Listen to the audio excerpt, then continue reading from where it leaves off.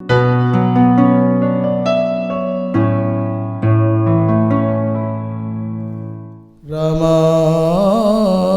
रामभद्राय रामचंद्राय वेधसे रघुनाथाय नाथाय सीतायाः पतये नमः।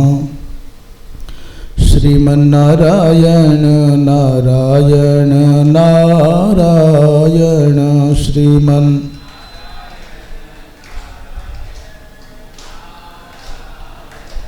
भजमन नारायण नारायण नारायण भजमन।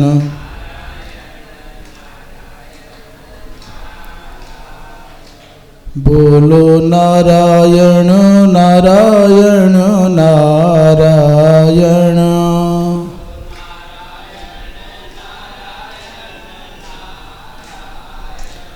गाओ नारायण नारायण नारायण।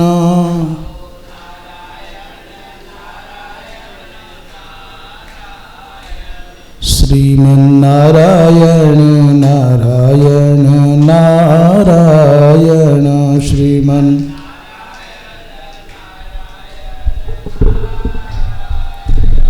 भजमन नारायण नारायण नारायण भजमन।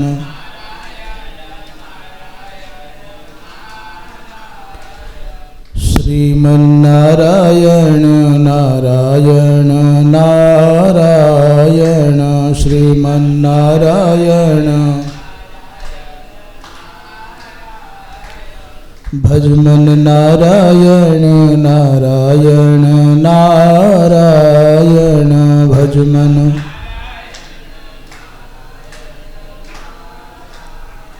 बोलिए वृंदावन बिहारी लाल की। धर्म की अधर्म का प्राणियों में विश्व का गोहत्या गौ माता की परम पूज्य धर्म सम्राट स्वामी श्री करपात्री जी महाराज की अपने अपने सद्गुरुदेव भगवान की। श्री वृंदावन बिहारी लाल की। श्री वृंदावन धाम की 84 कोस ब्रजमंडल धाम की। श्री गिरिराज महाराज की। श्री बलभद्र महाप्रभु की। सुभद्रा भगवती की। यमुना मैया की। श्री राधिका रानी की। हर हर महादेव। परम सम्माननीय संत महानुभाव, धर्मानुरागी सज्जन वृंद, श्रोता बंधुओं एवं मातृशक्ति, श्रीमन महाभारत के माध्यम से चातुर्मास्य कालीन जो स्वाध्याय सत्र चल रहा है, इसके माध्यम से जो सनातन धर्म के सिद्धांतों का श्रवण लाभ हमको प्राप्त हो रहा है, वो निश्चित रूप से हम स्वयं में अपने मन में अनुभव करते हैं कि हमारे अपूर्व पुण्यों का ये प्रतिफल है। कल तक भगवान कृष्ण अर्जुन को कर्तव्य बोध, तुम्हारा दायित्व क्या है, तुम्हारा कर्तव्य क्या है, तुमको क्या करना चाहिए। अच्छा, जीवन में ये बड़ा कठिन होता है कि हमको स्वयं ये पता चल सके कि हमें करना क्या चाहिए और हम कर क्या रहे हैं। ये बहुत कठिन हो जाता है।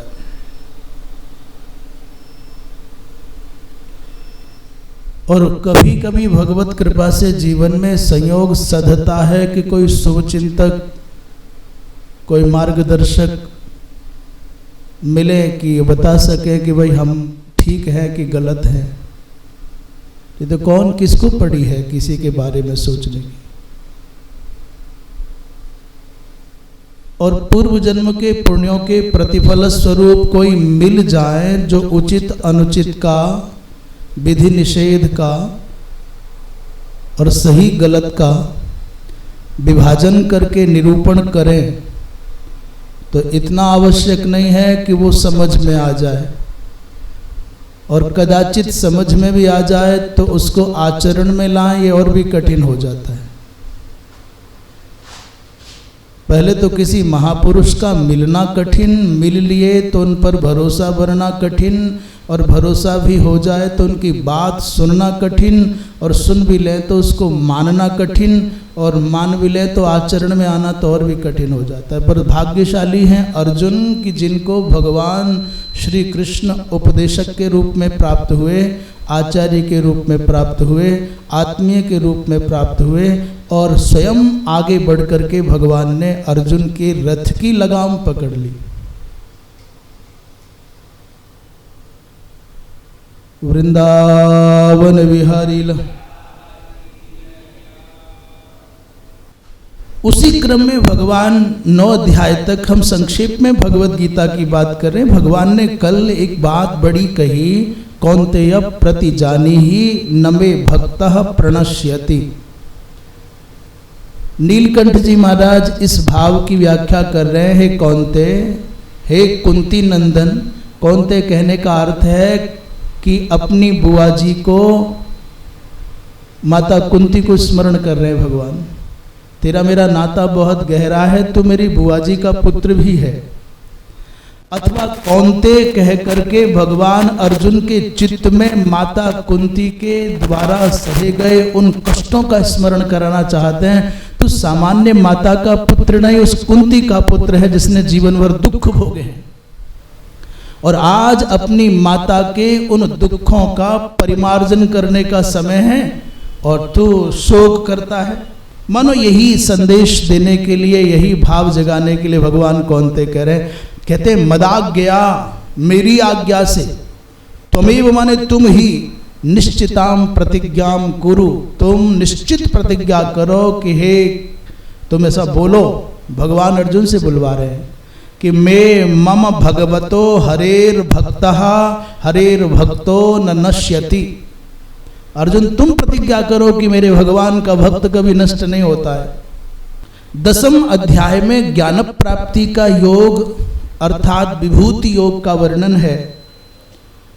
भगवान कृष्ण कहते हैं, पार्थ सप्तर्षि और सनक सनंदन सनातन सनत कुमार 14 मनो, ये सब मेरी विभूतियां हैं। हे अर्जुन, तू तो अपना चित्त मुझ में लगा, क्योंकि मुझसे अनन्य प्रेम रखने वाले भक्त जन परस्पर मेरी कथा करते हैं और प्रसन्न रहते हैं और रमण करते हैं। ये समझ लेना, अहम सर्वस्य प्रभवः और मत्तः सर्वं प्रवर्तते इति मत्वा भजन्ते माम बुधाः भाव समन्विताः। अहम सर्वस्य प्रभवः अस्मि, मैं सकल प्रपंच का प्रभव माने उत्पत्ति स्थान हूं। अच्छा ये बताओ, समुद्र जितनी नदियां हैं, ये नदियां कहां से प्रकट हुई? जितनी भी नदियां हैं सब कहां से प्रकट होंगी? आप कहोगे कोई किसी न किसी पहाड़ से, किसी न किसी पर्वत से, पर ऐसी बात सच नहीं है।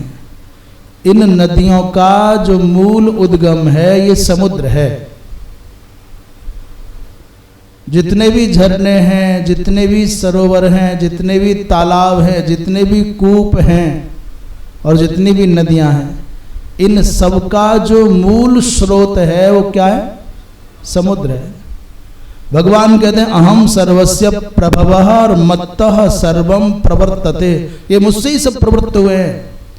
ऐसा मत्वा माने मान करके, बुधा माने बुद्धिमान जन, भाव समन्वित होकर के माम भजनते, मेरा भजन करते हैं। अर्थात जगत प्रपंच में जो भी कुछ जड़ चेतनात्मक है, इस सकल प्रपंच में स्त्री रूपात्मक, पुरुष रूपात्मक, और जो तुमको अनुकूल प्रतिकूल लगते हैं, अच्छे बुरे लगते हैं, पशु पक्षी, सब परमात्मा से ही प्रकट हुए हैं।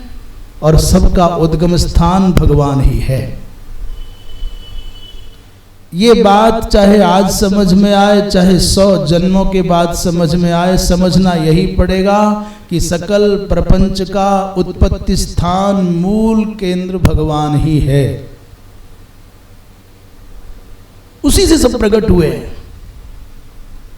तो बात चल रही थी नदियां समुद्र से कैसे माना जाए, क्योंकि वो तो हिमालय से निकलती हुई समुद्र की ओर जाती हुई दिखाई देती हैं, समुद्र से आती नहीं दिखाई देती। बोले ये प्रक्रिया थोड़ी गोपनीय है। आती दिखाई देती हैं समुद्र की ओर, माने हिमालय से निकल करके सागर की ओर जाती दिखाई देती हैं, पर सागर से निकल करके हिमालय की ओर आती हुई नहीं दिखाई देती। क्यों? बोले इस रूप में वो आती नहीं है जिस रूप में तुम देखना चाहते हो। समुद्र के अंदर की जो जल राशि है वही भगवान सूर्य की किरणों के माध्यम से बादल बनती है। बोले पूज्य स्वामी जी महाराज की। तो जो समुद्र की जल राशि है वही भगवान सूर्य की किरणों के माध्यम से क्या बनती है? मेघ बनती है। और बादल बनकर के वही समुद्र की जल राशि पर्वतों पर बरस जाती है, और वही फिर झरना और नदियां बन जाती है। वही नदियां लौट करके सागर में जाती है। आने की प्रक्रिया गोपनीय है, पर जाने की प्रक्रिया सबको दिखाई देती है। बड़ा होकर के जाता हुआ भाई चला गया, पर आया कैसे कौन जानता है। नदियों का उद्गम दिखाई देता है, नदियों का जो समाविष्ट होती हैं सागर में वो दिखता है, पर ये नदियां बनती कहाँ से हैं? ऐसे ही मनुष्य के जन्म से, छोटे बालक के रूप में माँ के गर्भ से जन्म लेता ये जानते हैं, और मरता हुआ जानते हैं, पर ये बीच वाली मरने के बाद से लेकर के जन्म के पहले तक की प्रक्रिया क्या है?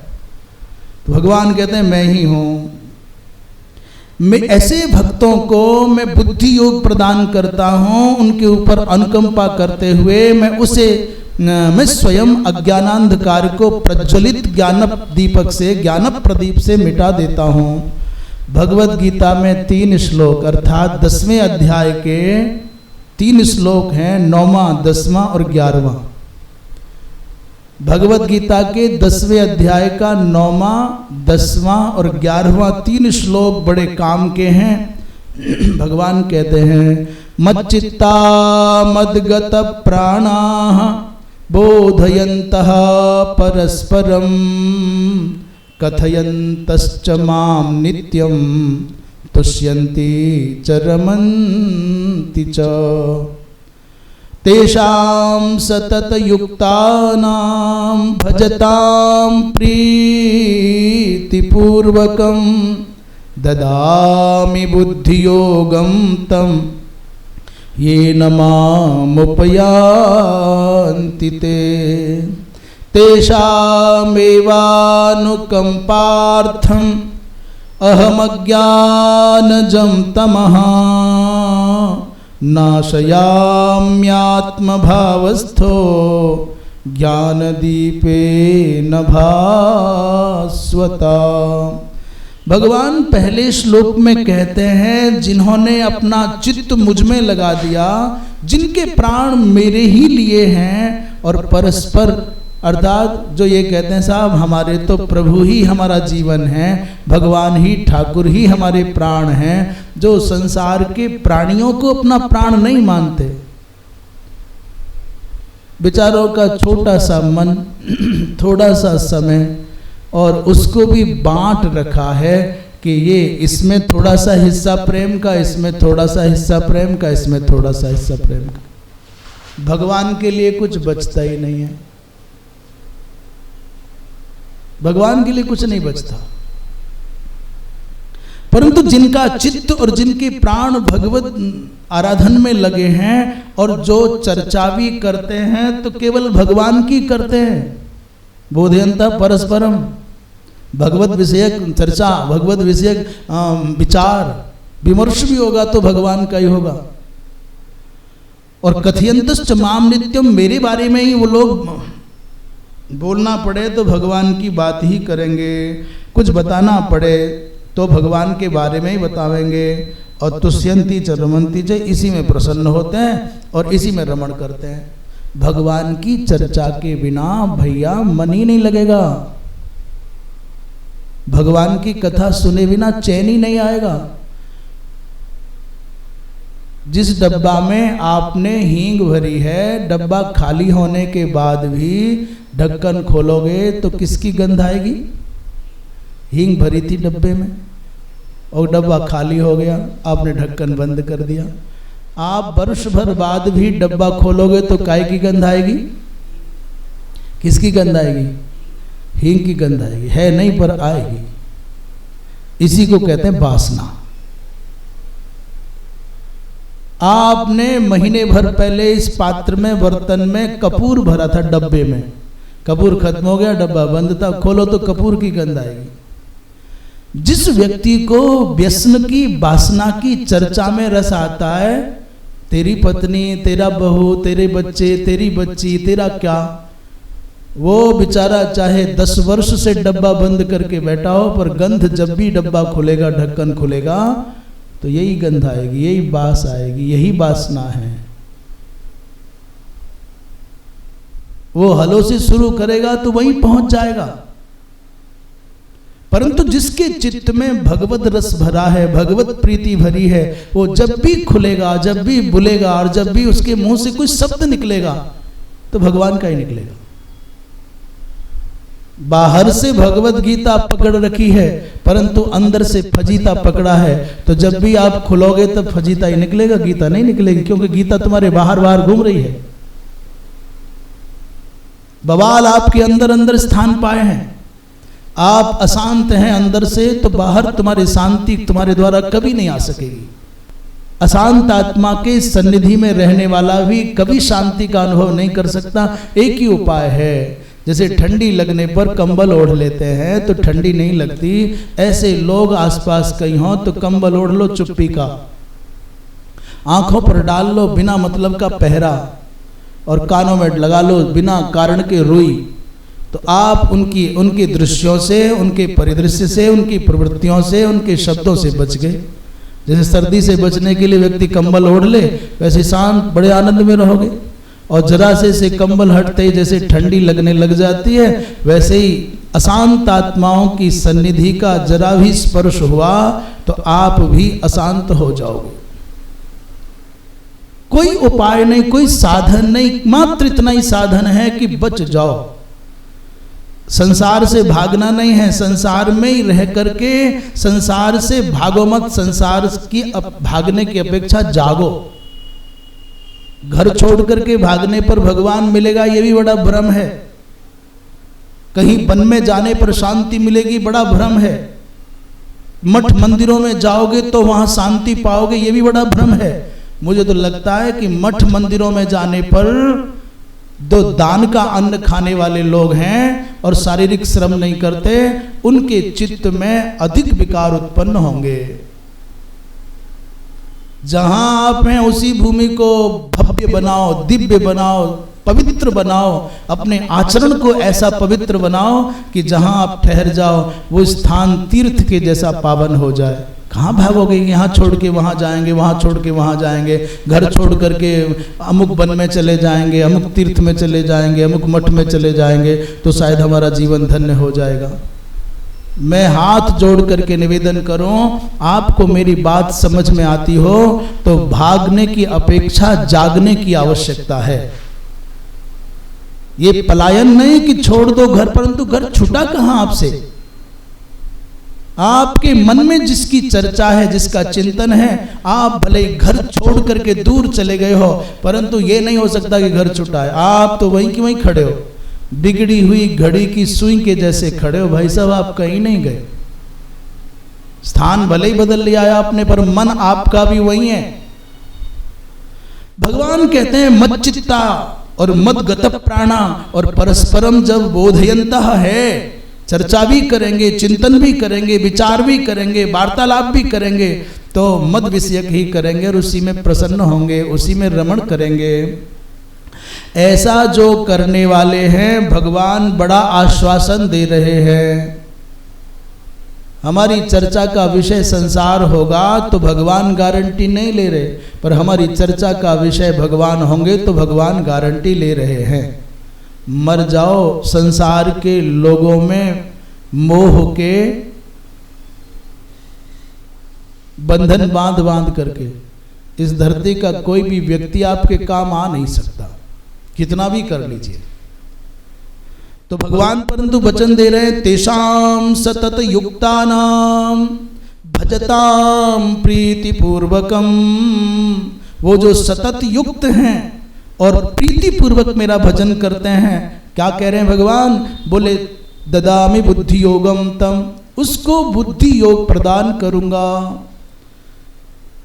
क्यों? बुद्धि योग प्राप्त हो जाएगा तो क्या होगा? ये ना जिस बुद्धि योग के द्वारा माम उपयांति थे, ऐसा बुद्धि योग प्रदान करूंगा, ऐसी चिंतन सामर्थ्य प्रदान करूंगा, ऐसी विवेक शक्ति प्रदान करूंगा कि असत का परित्याग करके सत की ओर वो तीव्र गति से बढ़ने लग जाएंगे, अर्थात मेरी ओर बढ़ने लग जाएंगे, मुझको प्राप्त हो जाएंगे। और तेषाम एव अनुकंपार्थम, उन्हीं सतत युक्त मेरी चर्चा में रमण करने वाले, प्रेम पूर्वक मेरे भजन करने वाले उन महापुरुषों को भगवान कहते हैं क्या? बोले उनके ऊपर अनुकंपा करने के लिए मैं ही स्वयं अज्ञान जन्य अंधकार को मिटाने के लिए क्या करूंगा? बोले ज्ञान दीपेन भास्वता। अज्ञानज जो अंधकार है, जो मनुष्य के मन को आवृत करके रखता है, भगवान कहते हैं उसको मैं मिटाऊंगा। पूछा कैसे मिटाओगे प्रभु? नाशयामी माने नष्ट करूंगा, नष्ट करता हूं। बोले कैसे करेंगे? बोले आत्मभावस्थ, मैं उनके हृदय में उनके हृदय में अवस्थित होकर के जो ज्ञान दीप जलाऊंगा, वो प्रभास्वत प्रकाशमान ज्ञान प्रदीप के द्वारा उनके अज्ञान जन्य मन के अंधेरे को मिटा दूंगा। इससे बड़ा और भगवान की ओर से क्या आश्वासन चाहता है कोई व्यक्ति? संसार का व्यक्ति वचन देता है, प्रतिज्ञा करता है, झूठा कहीं का तोड़ दे। अभी कहा साहब मैं ऐसा कर दूंगा, ना करे क्या करोगे? मैं आपका हूं ऐसे बोल दे और ना निभाए, उसको क्या कर लोगे? पर मनुष्य के जैसे भगवान की वृत्तियां नहीं है कि प्रतिज्ञा करे और तोड़ दे। भगवान तो जो कहते हैं महाराज उससे पीछे कभी नहीं हटते। भगवान की तो प्रतिज्ञा ही है कि एक बार कोई मेरी शरण में आ जाए कि मैं आपका हूं ये कह दे तो अभयम सर्वभूतेभ्यो ददाम्येतद् व्रतम मम। ये मेरा व्रत है, मेरी प्रतिज्ञा है। महाराज भगवान की प्रतिज्ञा, भगवान अपने भक्त के रक्षण की प्रतिज्ञा को कभी नहीं छोड़ते। इसलिए भगवान कहते हैं कि जो मेरे निमित्त समर्पित भाव से लग गया उसकी जिम्मेदारी मेरी। अच्छा, गीता जी में अनेक बार भगवान ने प्रतिज्ञा की, योगक्षेमम वहाम्य हम कह रहे हैं। इससे बड़ा और क्या आश्वासन चाहिए? फिर भी हम संसार के प्रति भगवान का आश्रय छोड़ करके संसारी जनों की ओर ताकते रहते हैं, तड़पते रहते हैं, कलपते रहते हैं, और वो हमारी ओर नहीं देखते पर हम उनकी ओर ताकते रहते हैं। वो हमारी चिंता नहीं करते पर हम उनकी चिंता करते हैं। भैया वो कभी भी हमारे लिए कुछ करने की स्थिति में भी नहीं है, कुछ किया भी नहीं और करेंगे भी नहीं, पर हम अपनी समग्र ऊर्जा केवल वहां लगाए हैं। जैसे कोई मूर्ख व्यक्ति राख में हवन करके मगन हो, मैंने यज्ञ कर दिया, ऐसे ही मूर्ख व्यक्ति वहां हवन कर रहे हैं जहां अग्नि नहीं है। मोह की अंधेरी दलदल में वही लगे हैं। भगवान कृष्ण अपनी दिव्य विभूतियों का उपदेश करते हैं। हे पार्थ, मैं समग्र प्रपंच का आदि भी हूं, मैं समग्र प्रपंच का मध्य भी हूं और मैं समग्र प्रपंच का अंत भी हूं। अहम आदिश्च मध्यम च भूतानाम अंत एव च। अरे भैया, द्वादश आदित्यों में मैं अर्जुन विष्णु हूं, 49 मरुतों में मैं मरीचि हूं, नक्षत्रों में मैं नक्षत्रों का अधिपति चंद्रमा हूं, वेदों में सामवेद हूँ, इंद्रियों में मन हूँ, एकादश रुद्रों में शिव हूँ, पर्वतों में सुमेरु हूँ और महर्षियों में भृगु हूँ। यज्ञों में अनेक प्रकार के यज्ञों में मैं जप यज्ञ हूँ। ये जो जप है ना, इस सृष्टि का सर्वोत्तम आराधन कोई है तो यज्ञ है। हम पहले भी कई बार बोल चुके। और यज्ञ अनेक प्रकार के हैं। पदार्थों का संकलन करना, पदार्थों का उसकी पवित्रता का विचार करना, विधि का पालन करना, वो यज्ञ वृद्धावस्था में कठिन है और अकेले इसको किया नहीं जा सकता। परंतु जब तो ऐसा है जिसमें दूसरे की आवश्यकता ही नहीं है। जब में तो मात्र आपकी आवश्यकता है, केवल आपकी। और आप में भी कृपया ध्यान दें, मन की आवश्यकता है। तज्जपस तदर्थ भावनम।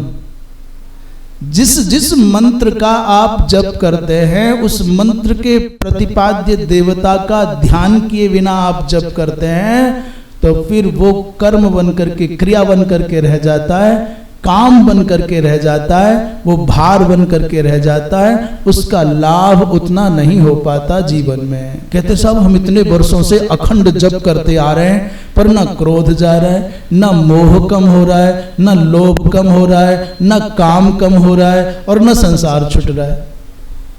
इसका मतलब ये हुआ कि जैसे बेचारा मोबाइल जप रहा है भगवान का नाम, पर मोबाइल पर क्या फर्क पड़ेगा। हमने अपने घर पर एक मशीन लगा रखी है, वो हरे रामा रामा रामा हरे हरे जपती है साहब। वो श्री राम जय जय राम जपती है या और भी जो जपना है, पर फल क्या हुआ उसका? शून्य। वो तो घड़ी जपेगी तो मशीन जपेगी तो मशीन को लाभ होगा, तुमको क्या? उस निर्जीव पदार्थ के द्वारा कोई ध्वनि, कोई स्वर, कोई शब्द निकलेगा तो बाबा उस स्वर के द्वारा तो इस वातावरण में भी पावनता नहीं आएगी। वो तो चेतन के माध्यम से जो जप होगा तो उसका प्रभाव होगा। ये मशीन जपेगी तो भले ही मशीन को फल होता हो जो कि होना नहीं है, और आप जपोगे अर्थात केवल वाणी जपेगी तो जिह्वा को कोई फल होता होगा तो होगा, पर मन तक तो उसका कोई प्रभाव जावेगा ही नहीं। वो मंत्र का जप तो तब लाभदायक होगा जब आपका चित्त उस मंत्र के प्रतिपाद्य देवता के ध्यान में लगा होगा। अन्यथा तो जपते रहिए, उससे क्या हो जाएगा। जप यज्ञों में सबसे श्रेष्ठ जप कहते हैं, भगवान कहते हैं मैं हूं यज्ञानाम जप यज्ञोस्मि। मनुस्मृति में बहुत प्यारा संदेश है, कहते हैं जपताम जुह्वताम चैव विनिपातो न विद्यते। जो साधक जप में लगा हुआ है और जो हवन करने में लगा हुआ है, जो त्याग में लगा हुआ है, जो छोड़ने में लगा हुआ है, भैया उसका कभी पतन नहीं हो सकता। जपताम अर्थात जप करने वाले का और जुह्वताम माने होम करने वाले का पतन नहीं होता। मनुष्य ये तो देख रहा है कि मैंने कितना खाया है, मैं कितना खाता हूं, ये नहीं देख रहा मैंने कितनी गंदगी बढ़ाई है। त्याग देखता है कि साहब मैंने 100 रुपए त्याग दिए, मैंने 1000 रुपए का दान कर दिया, मैंने अमुक वस्त्र त्याग दिया, मैंने ये त्याग दिया। ये नहीं देखता है कि धरती पर कितनी गंदगी रोज करता हूं मैं। सही से मनुष्य के द्वारा त्यागे गए इस मलिन पदार्थों का कोई आकलन करे तो पहाड़ जैसे बना दे पूरे जीवन में मनुष्य। क्या किया धरती के लिए हमने, क्या किया है वायु के लिए, जल के लिए। हमारे श्वास भी दूषित निकलते हैं तो वायु को प्रदूषित करते हैं, हम चलते हैं तो धरा को प्रदूषित करते हैं। इसलिए मनुष्य जागरूक न होना तो बड़ा कठिन हो जाता है। भगवान कहते जपताम जुह्वताम चैव विनिपातो न विद्यते। यज्ञ करे, जप करे। तीर्थराज प्रयाग में हमारे डॉक्टर गुण प्रकाश चैतन्य जी महाराज गायत्री पुरस्करण कर रहे हैं, और भी हम पहले एक दिन चर्चा कर चुके, बहुत लोग कर रहे हैं। ऐसा माने मुझे कभी कभी ऐसा लगता है कि साधु का मतलब साधु क्या है। भिन्न भिन्न प्रकार से साधु को समझते हैं, समझाते हैं, कहते हैं, बताते हैं। साधु माने ये जो साधु दूसरों के लिए जिए, साधनोति पर कार्यम साधु। मुझे लगता है कि साधु वो जो समाज से मिनिमम की अपेक्षा करे, न्यूनतम ले और समाज को अधिकतम लौटा करके दे, वो है साधु। मेरी समझ में मात्र ये परिभाषा आती है कि जो समाज पर कम से कम भार डाले, न्यूनतम की अपेक्षा करे, अपेक्षा भी ना करे परंतु आवश्यकता पड़ने पर न्यूनतम ले, कण भर ले और अपनी सामर्थ्य जितनी है उतना अधिक देने के लिए आतुर रहे, वो साधु है। और आज की दशा क्या है? लाल कपड़े, पीले कपड़े, श्वेत कपड़े, चंदन माला, जटाजूट, मुंडन, अनेक प्रकार की हम प्रक्रियाएं पालते हैं साधु जैसे दिखने और बनने के लिए, और बदले में चाहते हैं, जानते नहीं हम साधु हैं, दो दक्षिणा लाओ, ये करो, ये भाई क्षमा करना, सभी संतों के चरणारविंद में कोटि कोटि नमन, परंतु साधु वही है जो समाज से, प्रकृति से कण भर ले, कम से कम जिसमें काम चल जाए, समाज के द्वारा प्राप्त होने वाले संसाधनों का उपभोग उतना ही करे जितना जीवन के लिए आवश्यक है। अपनी इच्छाओं को, अपनी आवश्यकताओं का नाम दे करके साधुओं के यहाँ भी एसी चलेंगे, साधुओं के भी यहाँ ये सब चलेंगे, तो फिर साधना कब होगी भैया? मेरी बात बहुत दूर तक कड़वाहट देती हुई जाएगी, मुझे पता है, और कई लोग मेरे ऊपर आरोप भी करेंगे, आक्षेप भी करेंगे, परंतु साधु तो वही जो कम से कम में निर्वाह करना जानता है और अपनी चेतना से, अपने ज्ञान से, अपनी विशेषताओं से, अपनी प्रतिभा से, अपनी गुणवत्ता से समाज को अधिकाधिक देने की तैयारी रखता है, वही साधु है। वो साधु नहीं है कि जो भार बन करके समाज पर बैठा है, करे कुछ ना। और ये विचार करने की आवश्यकता है, विवेचना की आवश्यकता है, ये परिवर्तन अपने अंदर लाने की आवश्यकता है। कोई कहने का विषय नहीं, ये कोई भाषण का विषय नहीं है, तो आचरण का विषय है। भगवान कहते हैं, तो प्रसंग चल रहा था, एक दिन कोई छोटी सी वीडियो दिखा रहा था, गुण प्रकाश जी महाराज, और वहां पर कोई भवन निर्माण होना है तो उसके लिए नीचे क्या बनते हैं, स्ट्रक्चर खड़ा करते हैं, तो स्तंभ लगते हैं, पिलर लगते हैं, क्या बोलते हैं, हाँ तो क्या बोलते हैं, लेआउट, क्या वो नीचे वाले बड़े मोटे मोटे खंभे, उसमें वो वीडियो में दिखाया मुझको भैयाओं ने कि वो स्वयं ऊपर से कोई बट्ठल देता है, सामान भर करके, मसाला भर करके वो ले करके उसमें डाल रहे। लोग कहते हैं साधु समाज की सुविधाओं का उपभोग करता है, साधना करने के बाद समय बचे तो इतना कठिन परिश्रम करते हैं। लोग कहते हैं महात्मा बैठे बैठे खाते हैं। उनसे पूछो भाई तुम्हारे बच्चे बच्ची रहेंगे क्या इन भवनों में, इन स्थानों पर? तुम्हारा अपना परिवार आकर के रहेगा क्या? तुमको कोई मुकुट पहनाएगा, तिलक लगाएगा, तुमने बहुत काम किया है? कोई संसार में ये बोलने वाला नहीं कि महात्मा ने बहुत अच्छा किया है। जब तक खाने को अच्छा मिलेगा, जब तक तुम्हारे अनुकूल सब कुछ होगा, तो तुम झूठे को झूठ बोलोगे आप बहुत अच्छे हो, और जरा सा तुम्हारे प्रतिकूल व्यवहार हो जाए ना, तो तुम ही सबसे बड़े शत्रु हो जाओगे, निंदक हो जाओगे, घोर निंदक। परंतु महात्मा जब तक रहता है तब तक निष्प्रिय भाव से, निरहंकार की भाव से, अकर्तृत्व की भावना से लगा रहता है, करता रहता है। पर जब यज्ञानाम जप यज्ञोस्मि, भैया भगवान कहते हैं कि यज्ञों में जप यज्ञ मैं ही हूं, और जपात सिद्धिर जपात सिद्धिर जपात सिद्धिर न संशय। जब से ही सिद्धि होगी, जब से ही सिद्धि होगी, वो चाहे कुछ कर लो, पर बिना जप के आत्मोद्धार नहीं होगा। पर जप करने की विधि यही है, जिस मंत्र का आप जप करते हो उसके प्रतिपाद्य देवता का ध्यान भी साथ में होना चाहिए। अभी माला हाथ में है, मन कहीं और है, आंख कहीं और है, और चिंतन कुछ और चल रहा है, तो फिर ये भगवान कहते हैं वृक्षों में मैं अश्वत्थ माने पीपल का वृक्ष हूं। इससे भगवान सिद्ध करना चाहते हैं कि वनस्पतियों को भी मेरी विभूति मान करके उनका संरक्षण करो। और सर्वनाश करता मैं मृत्यु हूँ, मृत्यु हूँ सर्वहर्षचाहम। मुनियों में वेदव्यास, कवियों में शुक्र, धेनुओं में कामधेनु और कालों में कलयताम अहम कालह। ये कलन करने वालों में काल हूँ और शस्त्रधारियों में मैं परशुराम हूँ, अध्यात्म विद्या हूँ समग्र विद्याओं में, और प्रबदता महम बादह।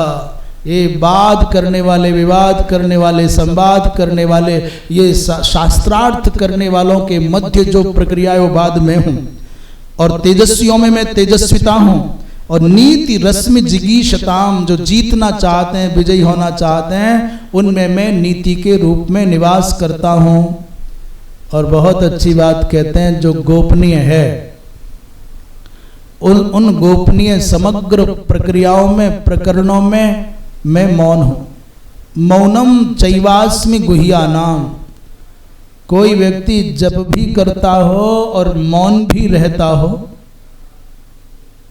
उसका तो कहना ही क्या है। पर बाहर से रहे मौन और अंदर से रहे ओहन, अथवा बाहर से जहां है वहां तो दिखावे नाटक की मैं कम बोलता हूं और बाकी सारी खुराक पूरी की पूरी मोबाइल से कर ले, तो ऑन मौन कुछ नहीं है। ये तो मन को और विषाक्त करना है। मैं आपको सत्य बताऊं, या तो बड़े महापुरुषों की कही हुई बात मानिए या मेरे जीवन का अनुभव मान लीजिए, इस मोबाइल से अधिक घातक मनुष्य के मन के लिए विनाशक कोई दूसरी चीज नहीं हो सकती। जो इस महाप्रेत का भक्त बन गया है, जाओ, मेरा दावा है उससे भगवत भक्ति नहीं हो सकती। जितनी देर तक भगवत कथा श्रवण करने को इसके माध्यम से मिले, जितनी देर तक इससे सत्संग हो, उतनी देर तक तो मोबाइल को मान लो इसमें देवत्व है। और जैसे ही सत्संग गया, भगवत कथा गई महाराज, उसके बाद तो ये महादैत्य है, महाविनाशक है। और मनुष्य की जो मानवीय वृत्तियां हैं उसको मारने के लिए महाहिंसक क्रूर वृत्रासुर है, उसके देवत्व को मार देगा। और अभी समझ में नहीं आएगी, रुक जाएं 10-5 साल, डॉक्टर कहा करेंगे जिंदा रहना है तो 15 दिन के लिए मोबाइल छोड़ना होगा। जैसे शुगर के रोगी से कहा जाता है ना, मिठाई खाना बंद करना होगा, ऐसे कहा करेंगे डॉक्टर। पागल होने से बचना है तो मोबाइल छोड़ो, डिप्रेशन से बचना है तो मोबाइल छोड़ो।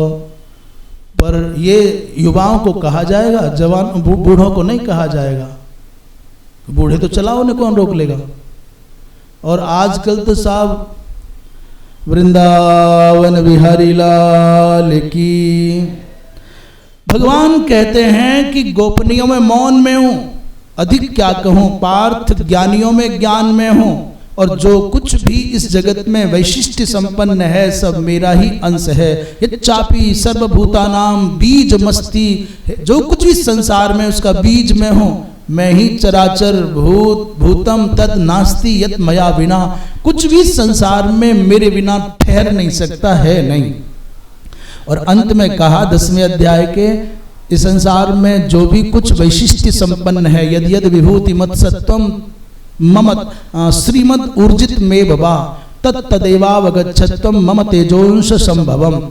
इस संसार में कोई सौंदर्य की विशिष्ट कला किसी में दिखे, गायक में कोई गान विद्या का वैशिष्ट दिखे, उद्रेक दिखे, उत्कर्ष दिखे, प्रवचन करने वालों में विशेष कोई प्रवचन की कला दिखाई दे, शक्तिशालियों में कोई विशेषतम शक्तिशाली हो, ज्ञानियों में विशेष ज्ञानी हो, प्रतिभाशालियों में विशेष प्रतिभाशाली हो, कवियों में विशेष कवित्व सामर्थ्य संपन्न हो। कहते हैं भगवान वो मेरी ही विशेष कला का प्रभाव है। इसका मतलब कोई अच्छे वक्ता हो और उनकी प्रशंसा बहुत होती हो तो वो ये ना समझें कि ये मेरी प्रशंसा है, अभी तो ये समझें कि मेरे अंदर जो भगवत कला है ये उसकी प्रशंसा है। कोई बहुत अच्छा गाते हों और कोटि कोटि जन उनके गायन से विमुक्त होते हों, तो ये ना समझे कि मेरी प्रशंसा है, ये मेरी महिमा है। अभी तो मेरे अंदर गान कला के रूप में जो भगवत विभूति है, भगवत ऐश्वर्य है, भगवत तेज है, ये उसकी प्रशंसा है। और तभी तक ये प्रशंसा है जब तक भगवतीय कला है। जिस दिन गाना गया उस दिन इनकी जय जयकार भी गई। ज्ञानी व्यक्ति की प्रशंसा हो तो यही समझे कि भगवत कला का आदर है, ये मेरा नहीं, मेरा मानेगा तो अभिमान होगा। वृंदावन बिहारी लाल की। 11वें अध्याय में भगवान कहते हैं यत् प्रयोक्तम वचस्तेन। अर्जुन ने कहा कि भगवान आपने जो वचनों का उपदेश किया है, अर्जुन कह रहे हैं आपके वचनोपदेश के प्रकाश से हे माधव मेरा मोहांधकार मिट रहा है। प्रभु यदि मैं पात्र हूं तो मुझे अपने दिव्य स्वरूप का दर्शन कराओ। दृष्टुम इच्छामि ते रूपम ऐश्वरम पुरुषोत्तमा। हे प्रभु आपका जो महिमान्वित दिव्य स्वरूप है उसका दर्शन करा दीजिए। और भगवान तो अर्जुन की सरलता पर रिझ ही चुके, तो बोले भाई अर्जुन इस दृष्टि से तो मुझको नहीं देख पाएगा, इस लौकिक दृष्टि से मुझको देखना संभव नहीं, तेरी दृष्टि को अलौकिक बनाना होगा। इसलिए दिव्य दृष्टि देता हूं। दिव्यम ददामि ते चक्षुः पश्य मे योगमैश्वरम। भगवान ने जो सहस्र शीर्षा पुरख सहस्राक्षः सहस्रपात हैं, उन भगवान ने जिनको नमोस्तनंताय सहस्रमूर्तये और सहस्र पादाक्षि शिरोरुबाहवे सहस्र नामने पुरुषाय शाश्वते सहस्र कोटि युगधारिणे नमः, ये सहस्र सहस्र कह करके जिन भगवान को वंदन किया जाता है, नमन किया जाता है, उन भगवान के उस दिव्य स्वरूप को देखा तो महाराज ऐसा लगता है जैसे दोपहर के समय पर 1000 नहीं हजारों हजारों सूर्यों की प्रभा से संयुक्त एकमात्र पिंड के रूप में सूर्य प्रकट हो गए हों। उस बात को कहते हैं दिवि सूर्य सहस्रस्य भवेत युगपद उत्थिता। और यदि भाह सदृशी सा स्यात् भासस्तस्य महात्मनः। मानो ऐसा समझो कि जून के महीने में टीकाटीक दोपहरी के समय पर जो भगवान सूर्य की तेजस्विता, जिसको देखना संभव नहीं, जिसमें खड़ा होना भी संभव नहीं, ऐसे हजारों हजारों सूर्य एक ही पिंड में समाविष्ट होकर के प्रकट हो गए हों, तो कदाचित जैसा प्रकाश उन हजारों सूर्यों का होगा, कदाचित माना जा सकता है वैसा प्रकाश उन प्रभु का था। आंखें चौधिया गई, कांप गया, डर गया अर्जुन। और इतना ही समझ पाए, रोमांचित हैं, जिसमें से नेत्र खुले के खुले रह गए, बारंबार प्रणाम करते हैं, हाथ जोड़ करके कहते हैं नारायण सब कुछ तो आप में विद्यमान है, सब में आप हैं, आप में सब हैं, सर्वेषु एकः एकस्मिन् सर्वे। सच पूछो तो यही सनातन धर्म की मूल अवधारणा है, एक में सबका दर्शन हो जाए और सब में एक ही दिखने लग जाए, यही सनातन धर्म की साधना का मूल है। मत झगड़ा करो कि राम बड़े कि कृष्ण बड़े कि शिव बड़े कि विष्णु बड़े कि दुर्गा बड़ी कि सूर्य बड़े कि गणपति बड़े कि हनुमान जी बड़े, इनमें कोई छोटा नहीं है। आपके इष्ट यदि हनुमान जी महाराज हैं तो आप देखना हनुमान जी में ही आपको सबका दर्शन हो जाएगा। और आप सच्चे भक्त होगे तो सब देवताओं में आपको हनुमान जी का दर्शन होने लग जाएगा। सबके मंदिर में जाओ, सबको नमन करो, परंतु एक ही भावना, आप यदि हनुमान जी के भक्त हैं तो एक ही भावना कि आज तो मेरे हनुमान जी महाराज शंकर जी के रूप में विराजित हैं, तो शिव के रूप में विद्यमान मैं हनुमान जी को प्रणाम करता हूं या करती हूं। भगवान कृष्ण के मंदिर में जाओ तो ठाठ से वंदन करो, चरण वंदन करो, दंडवत प्रणाम करो, जो चाहे सो करो। और जो भगवान कृष्ण के लिए शास्त्र उपयुक्त पदार्थ बताते हैं वो अर्पित करो। पर क्या कह करके बोले आज तो मेरे हनुमान जी महाराज, आज तो पवन पुत्र श्री हनुमान जी, श्री केशरी नंदन हनुमान जी, श्री शंकर सुवन हनुमान जी महाराज लाला के रूप में विद्यमान है। श्री कृष्ण के रूप में विद्यमान हनुमान जी महाराज को मैं प्रणाम करता हूं या प्रणाम करती हूं और वो पदार्थ अर्पित कर दो जो लाला को पसंद हो, मक्खन लगाओ, हनुमान जी बड़े मगन हो जाएंगे। गंगा जी नहाने जाओ तो दंडवत प्रणाम करो ये भाव से कि मेरे हनुमान जी आज गंगा बन करके बह रहे हैं।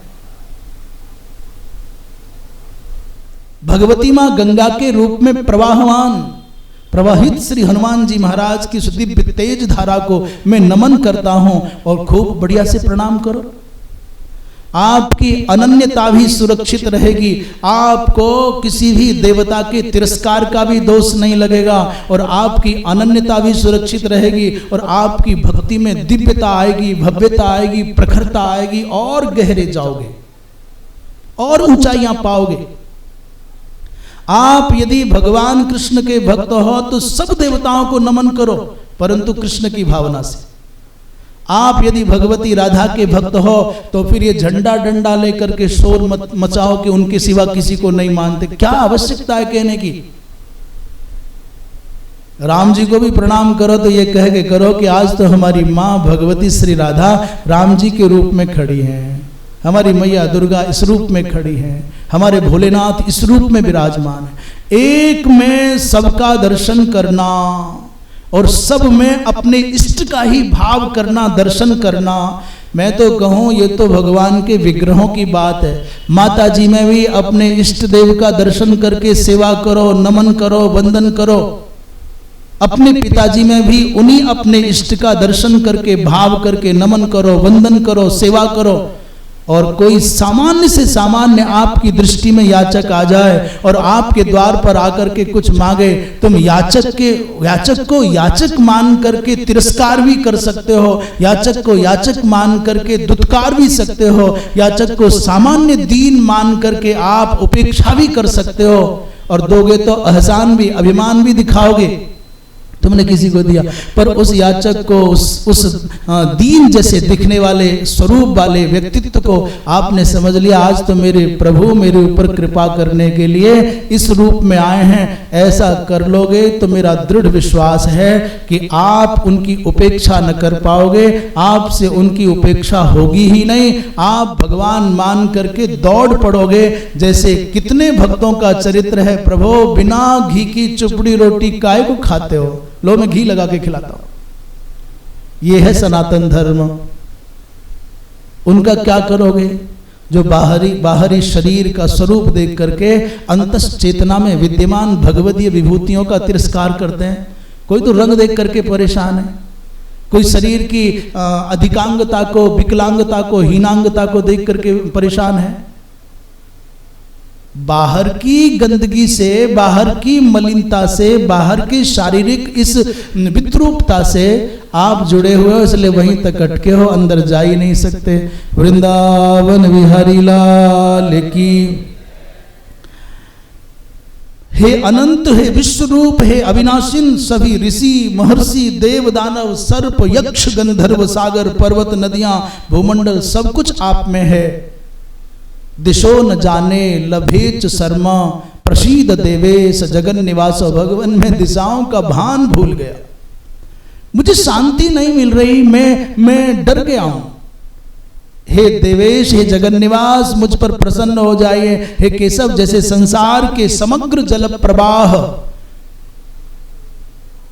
अंततः सागर में प्रविष्ट होते देखे जाते हैं, उसी प्रकार मैं देख रहा हूं कि भीष्म, द्रोण, कर्ण इत्यादि बड़े बड़े योद्धा, बड़े बड़े वीर आपके मुख में समाते जाते हैं।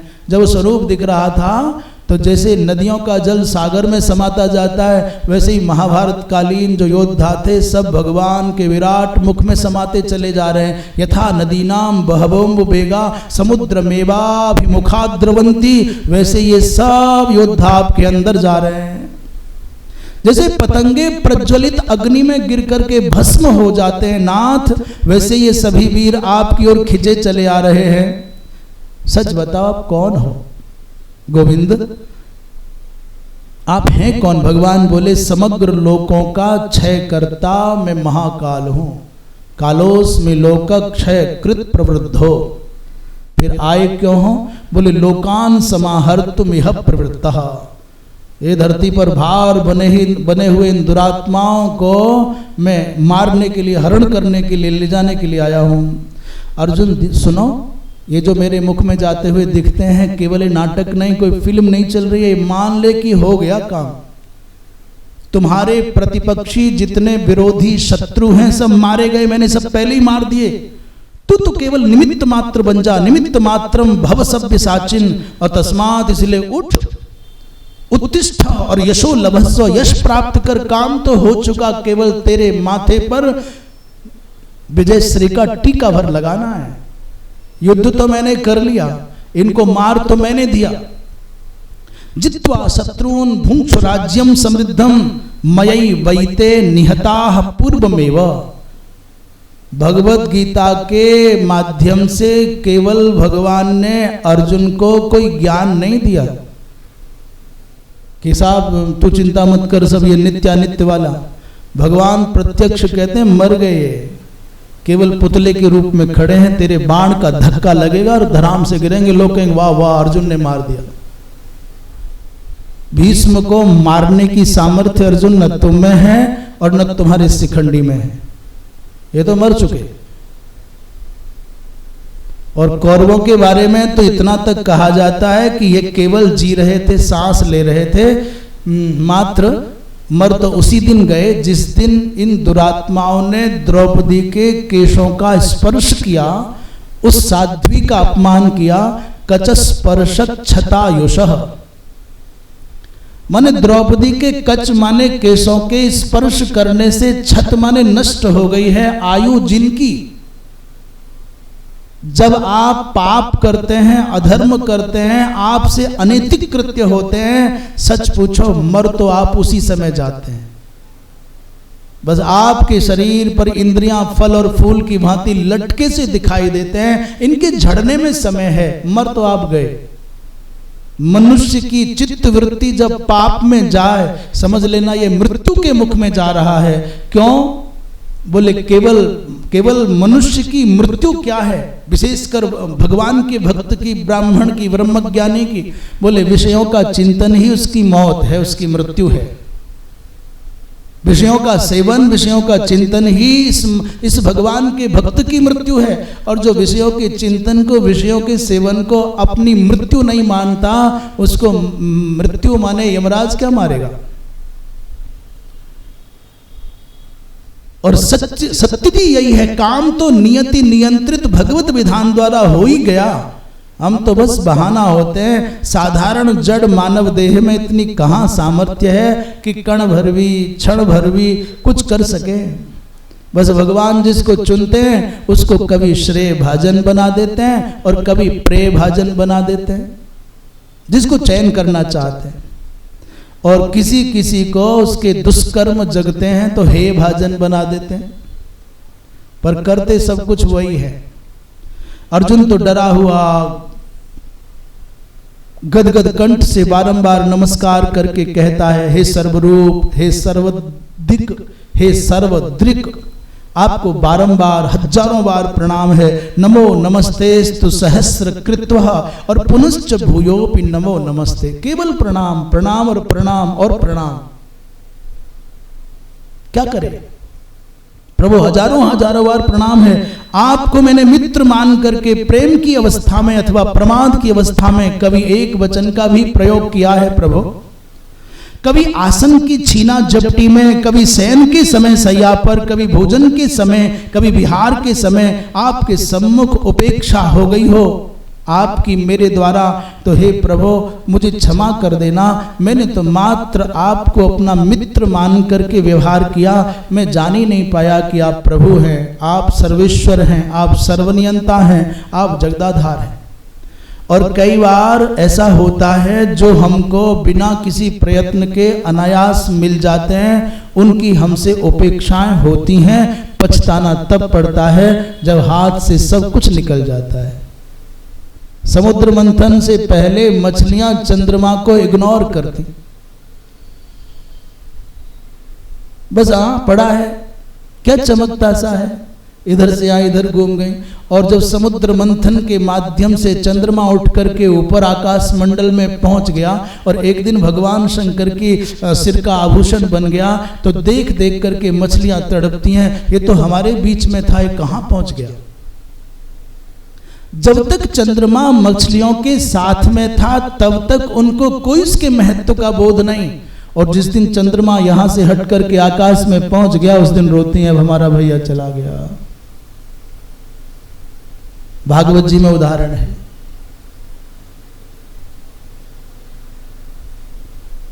ऐसी अनायास बिना किसी मूल्य को चुकाए कोई आपको मिल जाए तो फिर आपको उसका महत्व पता नहीं होता, क्योंकि संसार जो दुर्लभ है ना उसको मूल्यवान मानता है। सुलभ का मूल्यांकन मनुष्य से होता नहीं। बिना श्रम के, बिना मूल्य चुकाए जो सुविधाएं मिलती हैं, बिना कुछ प्रयत्न किए जो सुविधाएं मिलती हैं, व्यक्ति को उसका मूल्यांकन करते नहीं बनता। वो तो तब पता चलता है जब वो सुविधाएं हटती हैं, जब वो अमूल्य निधि, वो अमूल्य व्यक्तित्व हमसे छूटते हैं, तब हमको ज्ञान होता है कि गलत हो गया। जिन जिन सुविधाओं को पाने के लिए हम परिश्रम करते हैं उनका मूल्यांकन कर पाते हैं। हमें जानते हैं कि साहब हम साइकिल से चलते थे, हम ऐसा करते थे, हम झोपड़ी में रहते थे, मकान बड़ी मेहनत से बना है, ये भवन हमने अपने सर पर बोझा ढोकर बनाया है, ये हमने ऐसा किया है। पर जिनका जन्म इस मकान में हुआ वो क्या जाने कैसे बना है, वो क्या जाने। तुमने परिश्रम से कार जुटाई है, तुम आज कार में बुढ़ापे में चल पाए हो, परंतु तुम्हारे बच्चे पोते नाती तो कार में ही पैदा हुए हैं, वो कार का महत्व तो नहीं जान पाएंगे, उनको हवाई जहाज चाहिए।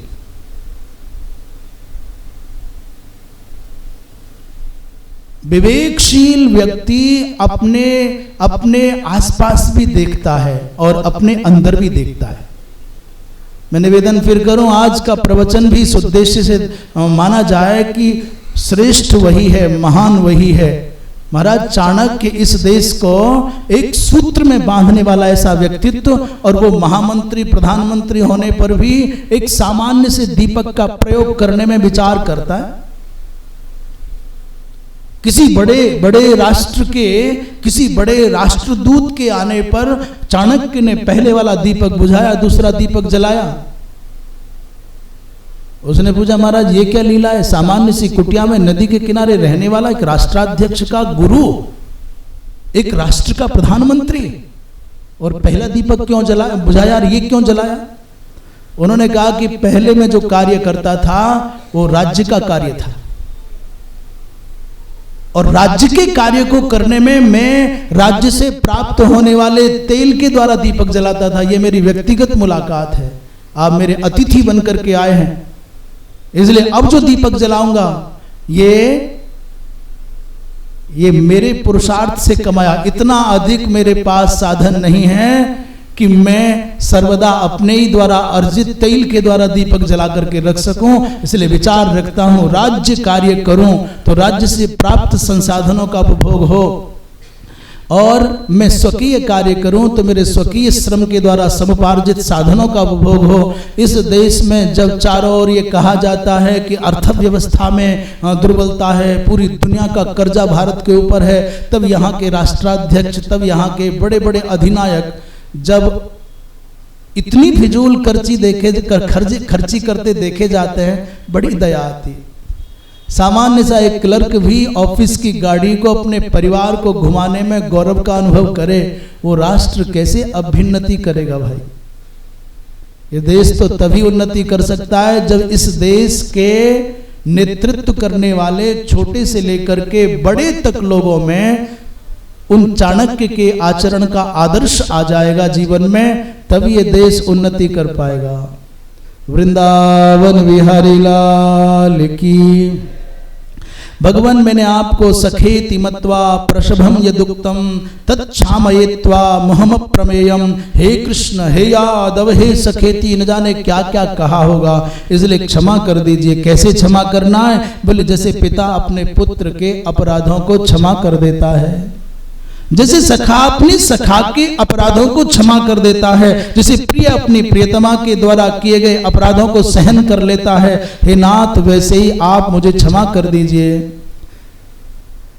भगवान ने कहा कि पार्थ तू घबरा मत, तुमने जो स्वरूप मेरा देखा है ना, इस स्वरूप को देखने के लिए स्वाभिमान वेद के द्वारा भी ये स्वरूप दर्शन का विषय नहीं बन सकता। कोई अहंकारी वैदिक हो, मैं वेद का ज्ञाता हूँ, वेदार्थ को जानता हूँ, बड़ा शास्त्रार्थ महारथी हूँ, और वो इस स्वरूप को देख पाए सो संभव नहीं है।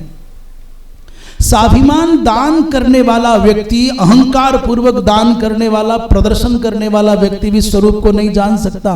और स्वाभिमान तपस्या करने वाला बड़ा तपस्वी, बड़ा मनस्वी, बड़ा वर्चस्वी, वो कहे कि मैं देख लूं, तो अहंकार पूर्वक किए गए दान वाला, अहंकार पूर्वक किए गए तप वाला, अहंकार पूर्वक पढ़ी गई विद्या वाला इस स्वरूप को नहीं देख सकता। इसको तो केवल उसी पद्धति से देखा जा सकता है जिस पद्धति से तुमने देखा है। अनन्य भक्ति के द्वारा निर्मल मन वाला, सरलता से, पवित्रता से, निरभिमानिता से जो रह करके मेरा भजन करे, केवल उसी को दर्शन होगा। भक्त्या त्वनन्यया शक्य। मैं वेद के द्वारा नहीं, तपस्या के द्वारा नहीं, दान के द्वारा नहीं, इज्जा के द्वारा नहीं प्राप्त हो सकता। यहां न वेद की निंदा है, और न ही यहां दान की, और न ही तपस्या की, न ही यज्ञ की निंदा है। तात्पर्य यह है कि जो व्यक्ति वेदाराधन करे और वेदाराधन करते हुए भगवदीय भाव से भरा हो तो भगवत दर्शन होगा। कोई व्यक्ति दान करे और दान करते हुए उसके चित्त में निरभिमानिता हो, भगवत भाव से उसका हृदय आप्लावित हो, तो दान के द्वारा भी भगवत दर्शन होगा। तपस्या करने का अभिमान करेगा तो खोखली तपस्या करता रह जाएगा, परंतु उसका हृदय कभी सरस ना होगा, क्योंकि भगवत भाव की आर्द्रता के बिना भैया वो संभव ही नहीं है। अर्जुन जब डरने लग गए तो भगवान तदनंतर कंपित गात्र अर्जुन को भगवान ने अपना चतुर्भुज रूप दिखाया। वो सहस्रभुजी से चतुर्भुज हो गए और फिर दो भुजा वाले हो गए। भूतवा पुनः सौम्य वपुर महात्मा। भगवान कहते हैं मत कर्म कृन मत परमो मत भक्तः संग वर्जितः और निर्वैरः सर्वभूतेषु यह स मामेति पांडव।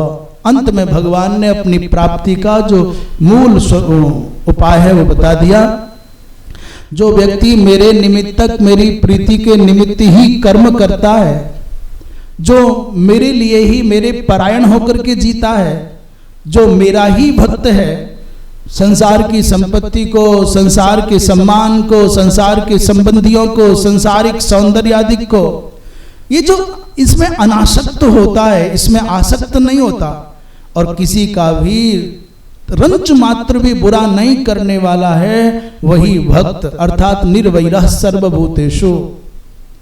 जो सभी प्राणियों के प्रति निर्वैर भाव से जीता है, मैत्र भाव से जीता है, अर्थात किसी का भी अनिष्ट करने की उसके मन में भावना नहीं आती, भगवान कहते हैं वो मुझको प्राप्त हो जाता है। बोलिए वृंदावन बिहारी। ये तो बड़ी बात है। जब तक आपके चित्त में किसी के भी प्रति द्वेष भाव होगा, दुर्भाव होगा, तब तक आपसे भगवान की भक्ति नहीं हो पाएगी। व्यवहार में कभी कभी ऐसा लगता है कि नहीं ये व्यक्ति ठीक नहीं है, किनारे हो जाओ, तो इसका मतलब ये नहीं है कि तुम उससे द्वेष कर रहे हो या घृणा कर रहे हो। बस जैसे आग में जला हुआ व्यक्ति अपने आप को बचाने लग जाता है, नहीं वहाँ आग जलती है, वहाँ कांटे हैं, वहाँ कांच है, वहाँ जलन है, तो चतुराई से अपने आप को समेटता है। बस ऐसे ही जहाँ लगे कि यहाँ अधिक कठिनाइयाँ बन जाती हैं, वहाँ से मौन हो जाओ, किनारे हट जाओ। घृणा मत करो किसी से, द्वेष मत करो किसी से, क्योंकि रंच मात्र भी किसी भी प्राणी के प्रति घृणा आ गई ना, तो फिर भगवान की भक्ति नहीं होगी। संसार तो अपने रंग का, अपने ढंग का है, इसमें तो बदलाव आना नहीं। तुम अपना मन क्यों खराब करो? अपनी साधना के अंतरंग भावों में क्यों क्षोभ पैदा करो? इसलिए दुनिया दुनिया के ढंग से जिए रहे, तुमको क्या। नारायण तो बैठ के अपनो भवन बुहार, अपने हृदय को, अपने मन को अनवरत अपने आराध्य से जोड़ करके रखो। बाह्य व्यवहारिक आराधनाएं बहुत आवश्यक हैं, उनसे भी अधिक आवश्यक है अंतरंगता से आपका जुड़ाव वहां हो। पल भर के लिए जल से बाहर आओ तो सांस ले लो, फिर डूब जाओ।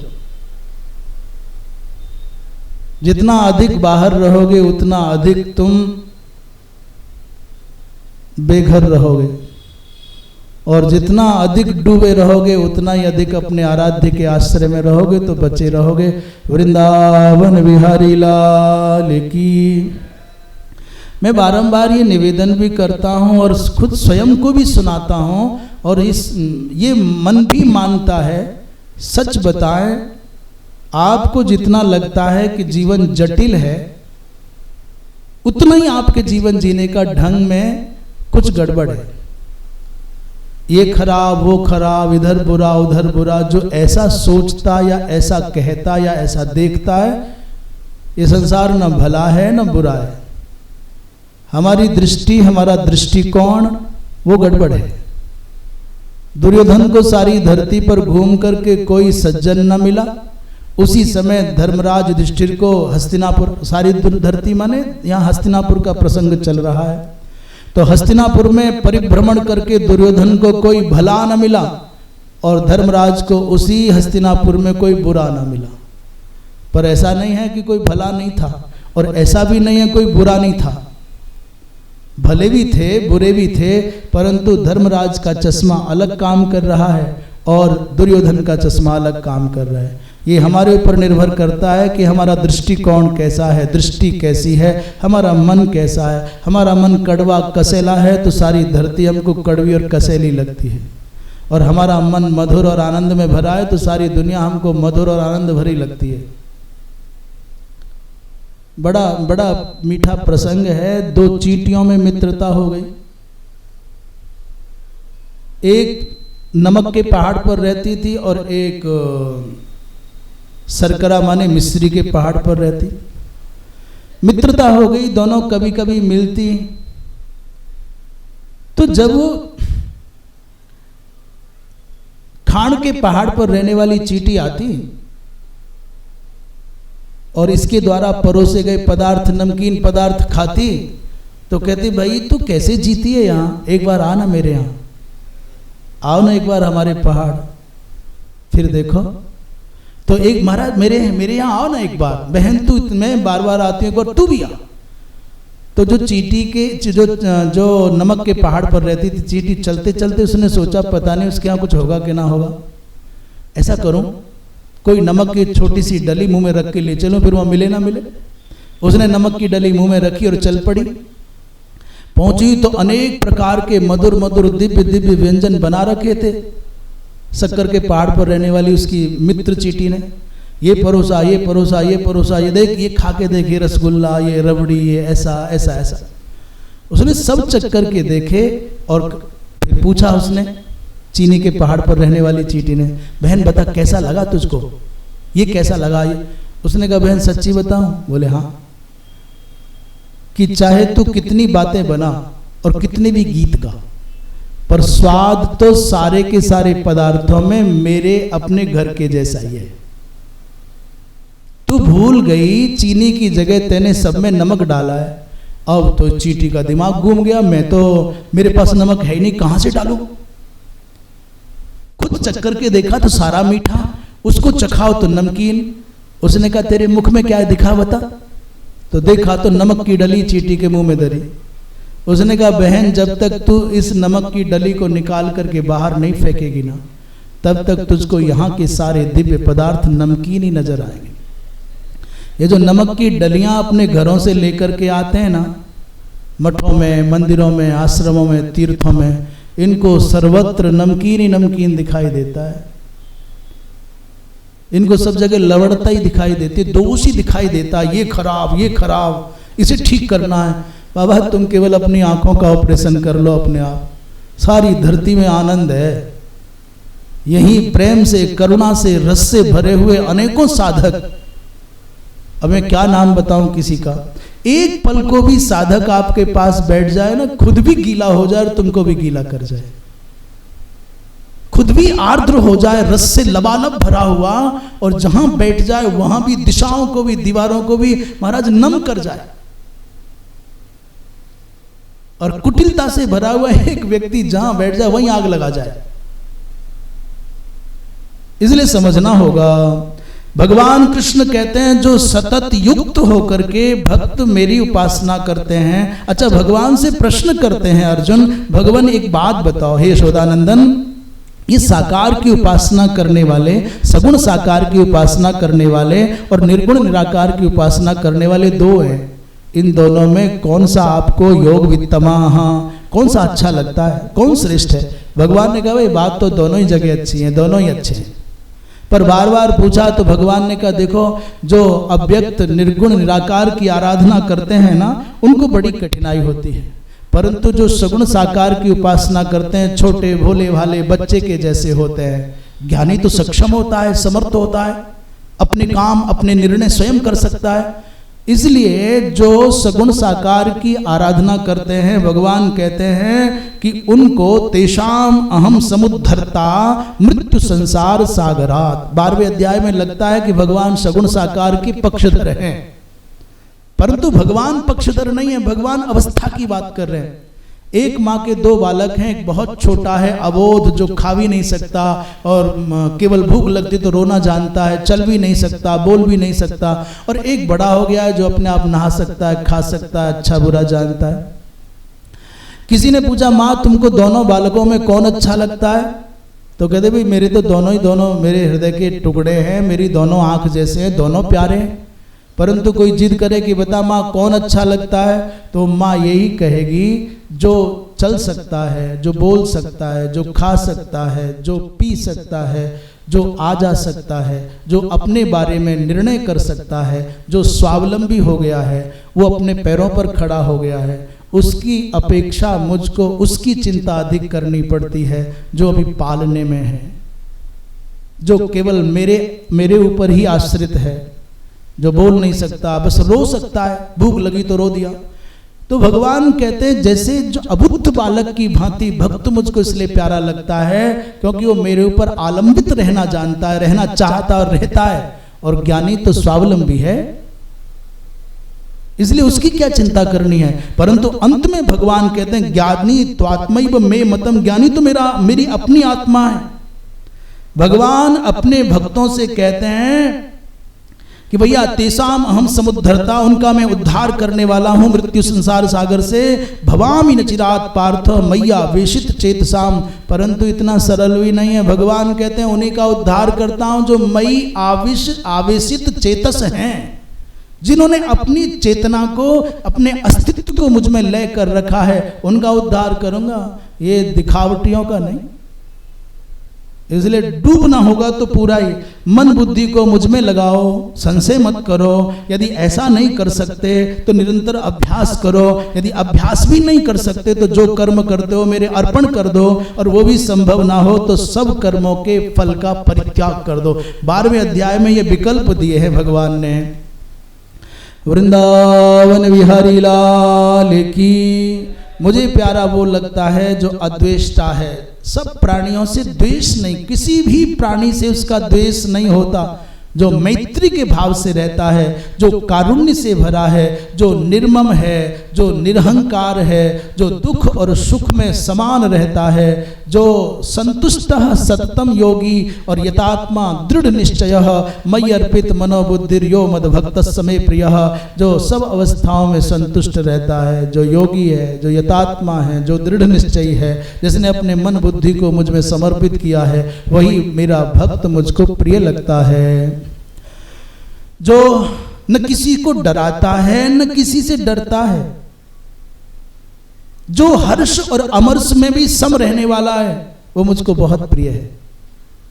भैया ये भगवान के भक्त की उच्चतम अवस्था है। यस्मान्नो द्विजते लोको और लोका न द्विजते च यः, ना तो उससे कोई डरता है और ना वो किसी से डरता है। हमको तो अचानक कुछ पत्ता भी गिर जाए तो हम डर जाते हैं कोई खा गया क्या। दरवाजा बिना किसी मनुष्य के हुए भी हिल जाए तो हम डर जाते हैं कोई आ गया क्या। परंतु मेरे सिवा है कौन, अथवा मेरे प्रभु के सिवा है कौन, ये भाव स्थिर हो जाए मेरे अतिरिक्त कोई दूसरा नहीं है तो भी नहीं डरेगा, और मेरे प्रभु के अतिरिक्त कोई नहीं है तो भी भय नहीं लगेगा। भय लगता है कि मेरे सिवा कोई है और मेरे भगवान के सिवा कोई है, यहां परेशानी हो जाती है। 13वें अध्याय में क्षेत्र और क्षेत्रज्ञ का विवेचन है। भगवान कहते हैं कौन्तेय ये शरीर क्षेत्र है और इस शरीर को जो तत्वतः जानता है वो क्षेत्रज्ञ, और क्षेत्रज्ञ मैं ही हूं। ऋषियों ने अनेक प्रकार से कहा है, पंच महाभूत, पंच ज्ञानेन्द्रियां, पंच कर्मेंद्रियां, पंच तन्मात्राएं, महत, अहंकार, बुद्धि, मन, मूल प्रकृति, महत, इच्छा, द्वेष, सुख दुख, देह, चेतना, धृति, ये सब जितने भी हैं ये क्षेत्र प्रकृति है, माने जड़ है। ये इसको दो प्रकार से कहा जाता है, एक परा प्रकृति और एक अपरा प्रकृति। भगवान यहाँ परा और अपरा प्रकृति का भी विवेचन करते हैं। ज्ञान प्राप्ति के साधनों का भी उपाय यहाँ बताते हैं। और 14वें अध्याय में 3 गुणों का विवेचन है, गुणत्रय विभाग योग। भगवान कहते हैं 14वें अध्याय में मैं ही पिता हूं, अहम बीज प्रदः पिता। हम सब परस्पर आपस में भगवदीय संबंध से सहोदर हैं, सब अपने स्वजन हैं, संबंधी हैं। पाति रक्षति सर्वासु प्रतिकूलानुकूलासु अवस्थासु इति पिता। सब अवस्थाओं में जो हमारी रक्षा करता है वो परमात्मा हमारे पिता है। इस जगत की विचित्रता का जो मूल कारण है वो है सत, रज और तम, ये तीनों गुण। सत का स्वभाव निर्मल है, रज का रागात्मक है और तम का अज्ञानात्मक है। सत प्रकाशक है, रज में कामना विशेष है और तमोगुण में प्रमाद, आलस्य, निद्रा आदि है। सत में सुख है, आनंद है, रज में पुरुषार्थ है और तम में प्रमाद है। महाराज सतोगुण का प्रभाव स्वर्गादि की प्राप्ति देव रूप में, और रजोगुण का प्रभाव मर्त्यलोक में मनुष्य आदि बन करके, और तमोगुण का प्रभाव है कि नरकादिक लोकों की प्राप्ति। शेष विस्तार से वही देखना चाहिए। यहाँ भी भगवान के भक्त की एक बहुत मानापमानयो तुल्य और तुल्यो मित्रारिपक्षयो सर्वारंभ परित्यागी गुणातीत उच्यते। गुणातीत का लक्षण करते हुए कह रहे हैं सुख दुख निज पर मैं सदा और यशवा अपयस माही, और सम है मिट्टी स्वर्ण में गुणातीत कहता है। गुणातीत वो है जो मिट्टी और सोने को समान समझता है, सम्मान और अपमान को, सुख और दुख को बिल्कुल समान समझता है, अप्रभावित रहता है। 15वें अध्याय को पुरुषोत्तम योग कहा जाता है। भगवान कहते हैं पार्थिव संसार वृक्ष है ना, इस दुनिया में जितने वृक्ष हैं सबकी जड़ें नीचे और विस्तार उसका ऊपर है, परंतु संसार रूपी वृक्ष का मूल ऊपर की ओर है और विस्तार नीचे की ओर है।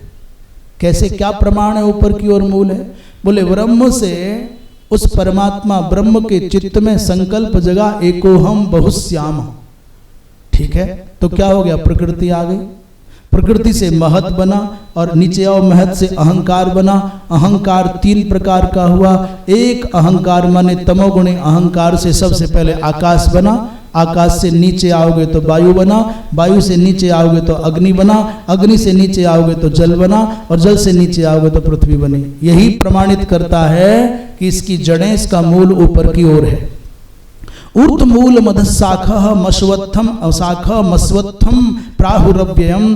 तो ऊर्ध्वम तावत मने ऊर्ध्वस्तावत मने ब्रह्म, यतो ही तत् ब्रह्म संसारात ऊर्ध्वम समस्तेभ्यः प्रातिथिक सत्ता मद्भ्यः पदार्थेभ्यः बुद्धि मन इंद्रियेभ्यः अपि ऊर्ध्वगम अस्ति। ऊर्ध्वम अस्ति अस्मात् एव तस्य संज्ञा ऊर्ध्वम। ब्रह्म ही सबसे ऊपर है, मन इंद्रियों से भी ऊपर है। भाई इसमें प्रमाण क्या है? तो प्रमाण हमने बता दिया क्रम से। पृथ्वी से ऊंची सत्ता जल की, जल से ऊंची सत्ता अग्नि की, अग्नि से ऊंची सत्ता वायु की, वायु से ऊंची सत्ता आकाश की, आकाश से परे अहम, अहम से परे महत, महत से परे प्रकृति, प्रकृति से परे ब्रह्म। यही प्रमाण है। भगवान वृक्षाणाम अश्वत्थो, हम वृक्षों में अश्वत्थ हूं, ऐसा भगवान का वचन भी है। और अथवा इस जगत को अश्वत्थ कह रहे हैं, इसका तात्पर्य न स्वः स्थाता, ये कल रहने वाला नहीं है, इसलिए इस जगत को अश्वत्थ कहा जाता है। फिर इस अश्वत्थ को महाराज काटने का उपाय क्या है? बोले असंग असंग शस्त्रेण दृढ़ेन छित्वा। इस संसार के मोह जाल को काटने का एक ही उपाय है कि भैया असंग रूपी शस्त्र के द्वारा काटा जा सकता है।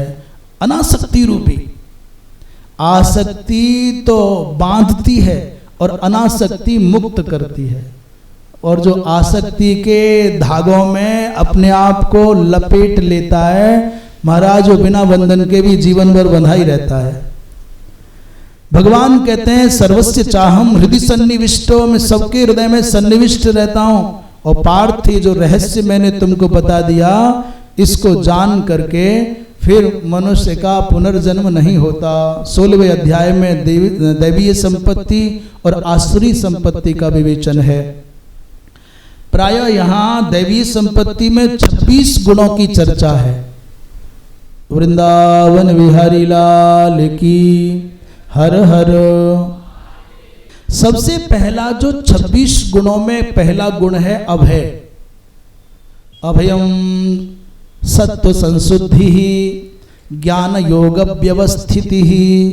निर्भयता किसे कहते हैं? सोच्छेद बुद्धि भाव, अपने उच्छेदन की बुद्धि का अभाव होना ही अभय है। अभय माने सरल करें, डर ना होना। डर काय का है? जो मेरे पास है वो छूट जाएगा, जो मेरे पास है वो मिट जाएगा, ये है भय। जैसे मेरे पास शरीर है, मेरे पास सम्मान है, मेरे पास संपत्ति है, मेरे पास जो भी है, गाना बजाना नाचना बोलना जो भी मेरे पास है, इसके मेरा प्रिय, मेरी पत्नी, मेरा पुत्र, मेरा भाई, मेरा परिवार, मेरा घर, जो भी कुछ मेरा नाम से है, उसके छूटने और मिटने का भय, ये रहता है मनुष्य के पास। अभी मेरे पास में यदि मान लीजिए कार नहीं है तो कार के खोने का भय कहाँ हुआ? मेरे पास में मोटरसाइकिल नहीं है तो उसके खोने का भय कहाँ हुआ? वृंदावन विहारी लाल की। और निर्भय होने का तात्पर्य क्या है? जब मैंने कुछ अपना माना ही नहीं है तो फिर उसके जाने का क्या टेंशन होगी, क्या भय होगा? मेरा सम्मान मेरा नहीं है, उसका है, जाए तो जाए, रहे तो रहे। ये शरीर भी मेरा नहीं है तो है और जाए तो जाए। इस संसार में तुम कुछ भी अपना मानोगे तो याद रखना बिना डरे रह न पाओगे, जी न पाओगे, डरना ही होगा, डरोगे। और अभय होने का एकमात्र उपाय है, संसार में जो भी कुछ है ये ना मेरा है और ना इससे मेरा कोई नाता है। शरीर को, सम्मान को, संपत्ति को, सौंदर्य को, सुख को, कुछ भी संसार में जो भी कुछ प्रतीत होता है उससे मेरा कोई नाता नहीं है। ये दृढ़ता से मन में भाव बना लोगे तो ना उसके आने का कोई हर्ष होगा, ना उसके जाने का कोई शोक होगा। और कुछ भी मानोगे ना, सड़ी सी पोलोथीन को भी अपना मान लिया तो उसे रखे रहने में सुख मिलेगा, और जाएगी तो तुम यही कहोगे साहब मेरे साथ ज्यादती हो रही है, मेरे साथ अन्याय हो रहा है, मेरे साथ बुरा व्यवहार किया जा रहा है, क्योंकि आपने माना है मेरा है। पुत्र को, पौत्र को, पत्नी को, अमुक को कहोगे मेरा है, ये जाएंगी और जाएंगे तो रोगे। मेरा माना तो मरना पड़ेगा, रोना पड़ेगा, डरना पड़ेगा, सब कुछ होगा, और मैंने मेरा माना ही नहीं है कुछ। जितना संबंध मेरा दिशाओं के साथ है उतना संबंध बाकी सज्जनों के साथ है। दिशा जहां या रहे मेरा क्या? जितना संबंध मेरा धरती और आकाश के साथ है उतना ही संबंध मेरे बंधु बांधवों के साथ है। धरती गिरे तो गिरे, आकाश रुके तो रुके, मेरा क्या? उसे मेरा क्या है? तो बने या बिगड़े, बसे या उजड़े, कुछ भी हो उससे मेरा कोई संबंध नहीं है। यह है अभयत्व। और इसके बाद आती है अंतःकरण की शुद्धि, चित्त की निर्मलता। इस प्रकार ज्ञान योग व्यवस्थिति, दान, दम, यज्ञ, स्वाध्याय, तप, आर्जव, अहिंसा, सत्य, अक्रोध, त्याग, शांति, अपैशुन, अदया, अलोलुपता, मार्दव, ह्री, अचापल, तेज, क्षमा, 26 गुण हैं। भगवान कहते हैं जिसमें 26 गुण होते हैं वही दिव्य है, उसी में देवत्व आ सकता है। और जिसमें क्या अच्छा क्षमा, धृति, शौच, अद्रोह, नातिमानिता। नातिमानिता माने आत्म पूजा का अभाव, अत्यंतम मान राहित्यम। मैं कुछ हूं तभी मुझको लगता है मेरी बात नहीं मानी, मेरा सम्मान नहीं किया, मेरा अपमान कर दिया, मुझे पूछा नहीं। अब मैं कुछ हो ही नहीं तो क्या पूछे कोई। हम कोई है ही नहीं तो कौन आसन देगा, कौन कुर्सी देगा, कौन आमंत्रित करेगा, कौन तिलक लगाएगा, कौन माला पहनाएगा और कौन दौड़ेगा हमारे लिए। चुपचाप अकेले निकलो, घूम घाम के आ जाओ। और मैं कुछ हूं तो 10 लोग आगे चाहिए, 10 लोग पीछे चाहिए, झंडा और डंडा चाहिए और जय जयकार चाहिए। पर मैं कुछ हूं ही नहीं तो क्या है। जो व्यक्ति अपने आप को कुछ मानता है वो बड़े बड़े बंधनों में रहता है, पर जो कुछ नहीं मानता वो बड़ा स्वाधीन है। जब मना है तब चल पड़ो, बैठना है बैठ जाओ, चलना है चलो, खाना है खाओ, पीना है पियो। परंतु आसुर संपत्ति भी बता रहे हैं, दंभ, दर्प, अभिमान, क्रोध, पारुष्य और अज्ञान। भगवान कहते हैं पार्थ, मूल बात यह है कि आसुरी संपत्ति का परित्याग करके दैवीय संपत्ति का समुपार्जन कैसे होगा। बोले वो होगा शास्त्रीय आचरण करने से। भैया शास्त्र की विधि का पालन करोगे तो फिर आनंद होगा, पर शास्त्रीय विधि का परित्याग करके जियोगे।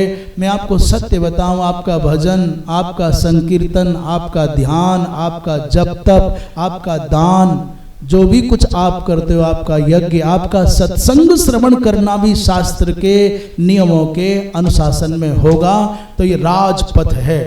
आपका बाल भी बांका नहीं हो सकता। और शास्त्र की विधि का उल्लंघन करके तुम कुछ भी कर लेना, आपके मन का भय नहीं जाने वाला है। निर्भयता इस बल पे आएगी कि मैंने जो कुछ किया वो शास्त्रों में जैसा लिखा था वैसा किया है। फल चाहे अनुकूल मिले चाहे प्रतिकूल, मैंने तो शास्त्रों की आज्ञा के अनुसार अपने जीवन को जिया। ये बड़ा फल है, ये लाएगा निर्भयता।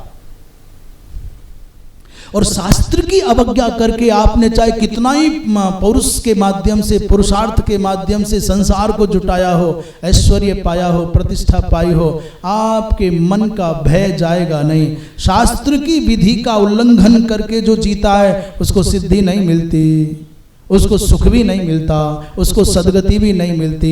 जो शास्त्र के अनुसार जीता है उसको सुख भी मिलेगा, सफलता भी मिलेगी और सदगति भी प्राप्त होगी। ये भगवान का वचन है। 17वें अध्याय में श्रद्धा के 3 विभागों के रूप में बड़ा विवेचन है। भोजन भी 3 प्रकार का, यज्ञ भी 3 प्रकार का, तपस्या, वचन, दान, ये सब 3 प्रकार के हैं।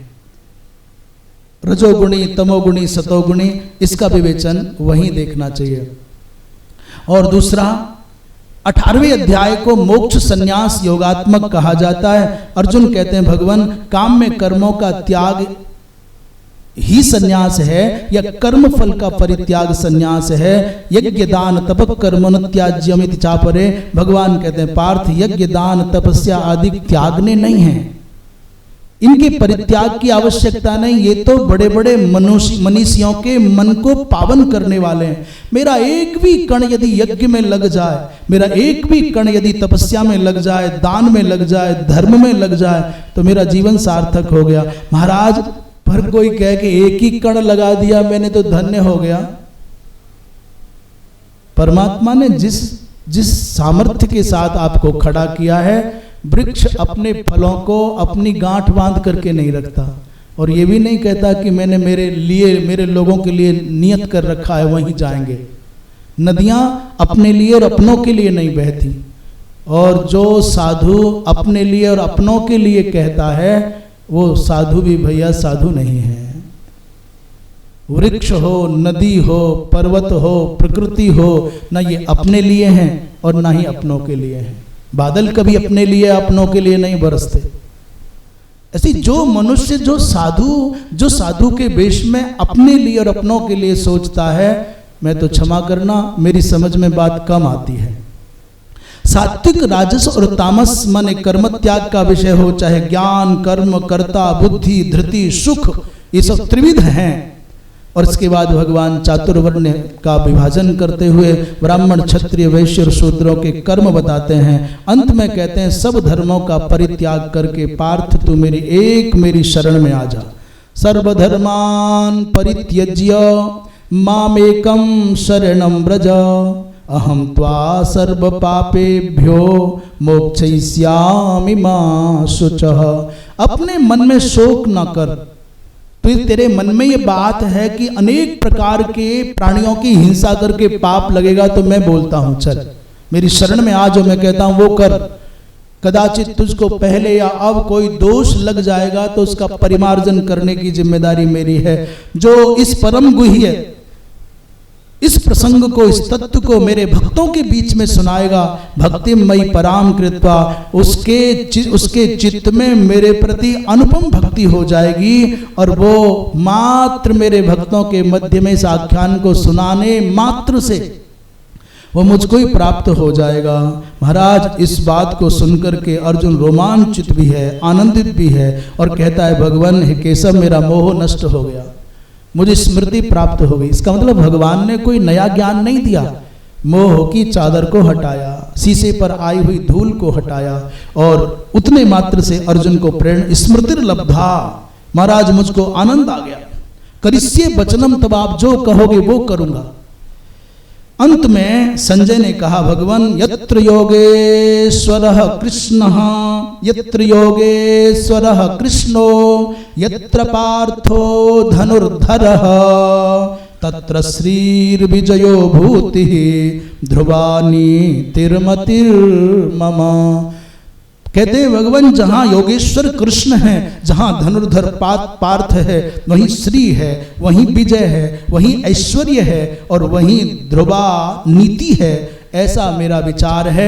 ऐसा कह करके भगवद गीता की महात्म्य से संबंधित कुछ वचन हैं, उनका उल्लेख कल करेंगे। और कल भीष्म पर्व के माध्यम, भीष्म माने पहले दिन का जो युद्ध होगा, उस पहले दिन के युद्ध में संभवतः जो भी होगा 10 दिन तक के युद्ध में बाबा भीष्म का शौर्य देखने को मिलेगा। कल से लगभग लगता है युद्ध आरंभ होगा। आज यहीं अपने वक्तव्य को विराम। निवेदन यही है बारंबार, यदि आपको लगता है कि ये वचन शास्त्र के अनुकूल हैं और आपके कल्याण के साधक हो सकते हैं, तो कृपया सुन करके केवल बैठ मत जाओ। इन शब्दों को श्रवण करके अपने जीवन को परिष्कृत करने के लिए उठ करके खड़े हो जाओ। अब लो नसानी अब ना नसी। जीवन बहुत चला गया, अंधेरे में, भ्रम में, गफलत में कुछ किया ही नहीं, पर जो बच गया उसको तो संभाल लेना। राग में, द्वेष में, अंधकार में, हिंसा में, ईर्ष्या में जले जा रहे हैं, कुछ कर नहीं पा रहे हैं। जो पुण्य कमाते हैं वो भी लुट जाता है, जल जाता है। ईर्ष्या रहित हो जाए, हिंसा रहित हो जाए, क्रोध रहित हो जाए। आप देखना आपका थोड़ा सा भी पुण्य आपको कितनी तीव्र गति से भगवान का प्रिय बना देगा, भगवान की ओर ले जाएगा। तो प्रतिबंधकों को हटाएं और भगवान के चरणारविंद में प्रीति को बढ़ाएं। आपको लगेगा कि जीवन आनंद से भर गया है। वृंदावन बिहारी लाल की। श्रीमन्नारायण नारायण नारायण।